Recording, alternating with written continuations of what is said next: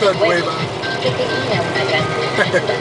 Ella cautivaba a todos los huevos que alegremente le sonreían al pasar y le admiraban. ¡Qué hermosa hueva!, decían.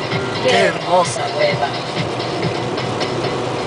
Esta es una historia de amor, la más hermosa hueva que existió. Se meneaba por el cartón cuando los huevos la veían pasar. Un huevo se le acercó, tiernamente le pidió unir en una caricia sus almas felices por la eternidad. Es una historia de amor que nunca se olvidará. Los huevos siempre se amarán. Es una historia de amor que en realidad sucedió.